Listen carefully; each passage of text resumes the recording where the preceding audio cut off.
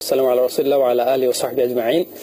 অত্যন্ত সুন্দর একটি বিষয় এখানে নিয়ে আসা হয়েছে যে মাহে রমাদান বরকতময়, এবং আল্লাহ তাআলা এই ক্ষেত্রে যে আয়াতটা আপনি উল্লেখ করেছেন যে আল্লাহ তাআলা বলেছেন যে ওয়ালাউ আন্না আহলাল কুরা আমানু ওয়াত্তাকাউ লাফাতাহনা আলাইহিম বারাকাতিম মিনাস সামাই ওয়াল আরদ। তো এই আয়াতে যে বরকতের কথা বলা হয়েছে যে যদি জনপদের অধিবাসীরা ঈমানের সাথে তারা তাকওয়ার নীতি অবলম্বন করতে পারে তাহলে আল্লাহ তাআলা আকাশ এবং জমিনের বরকতের দ্বার উন্মুক্ত করে দেবে। আকাশ থেকে বরকত আসবে, বৃষ্টি হবে, এটা রহমতের বৃষ্টি হবে, আলো হবে, রহমতের আলো হবে, রোদ হবে, রহমতের রোদ হবে। জমিন থেকে যত জিনিস আসবে, জমিনের যত সম্পদ, যত যে সব মানুষের জন্য কল্যাণকর হবে। জমিনের কোনো উপাদান মানুষের জন্য ক্ষতিকর হবে না, কোনো প্রাণী মানুষের জন্য ক্ষতিকর হবে না। সকল দিক থেকে কল্যাণের এবং বরকতের আবহাওয়া বইতে থাকবে।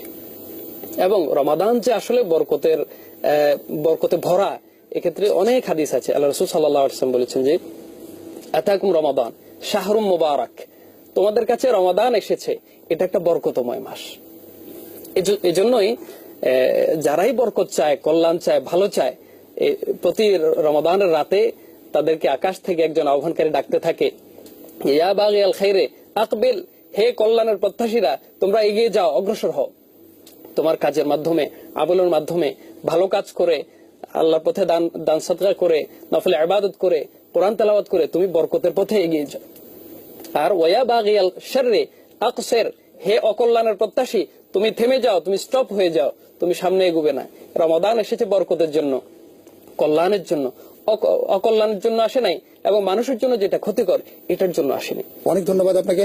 আমাদের একটু যাচ্ছি আরেকটি বিষয় নিয়ে, যে আমরা বরকতময় রমজানে আমরা আসলে চাচ্ছি বরকত, চাচ্ছি কল্যাণ, চাচ্ছি আমরা সফলতা, সাকসেসফুল জীবন, লাইফ আমরা ডিল করতে চাই, সফলতা চাই। সফলতাটা কিসে আসবে?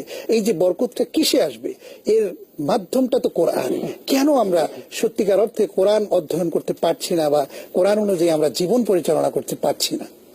জি জি, ধন্যবাদ আমাকে আরেকবার সুযোগ দেওয়ার জন্য। আসলে এখানে যে বিষয়টা এসেছে যে বরকতের মূল আধার হচ্ছে কোরআন মাজিদ। এই কোরআন মাজিদ আমাদেরকে রমাদান সংক্রান্ত মেসেজ দিচ্ছে যে কুতিবা আলাইকুমুস সিয়ামু কামা কুতিবা আলাল্লাযিনা মিন ক্বাবলিকুম লাআল্লাকুম তাত্তাকুন, যে এই রোজা তোমাদের উপর ফরজ করা হয়েছে।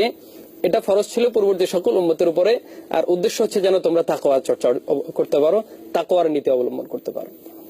তাহলে কোরআনের মেসেজ হচ্ছে তাকওয়ার চর্চা করা, কোরআনের মেসেজ হচ্ছে তাকওয়ার নীতি অবলম্বন করা, কাজে কর্মে সর্বত্র তাকওয়া থাকবে, এটাই হচ্ছে কোরআন বলছে। আমরা এই তাকওয়ার চর্চাটা সত্যিকার অর্থে করতে পারছি না, একটার সাথে আরেকটা জড়িত। কোরআন না শেখার কারণে তাকওয়া তৈরি হচ্ছে না, আর তাকওয়ার চর্চা না থাকার কারণে কোরআন মুখী হচ্ছে না আমরা।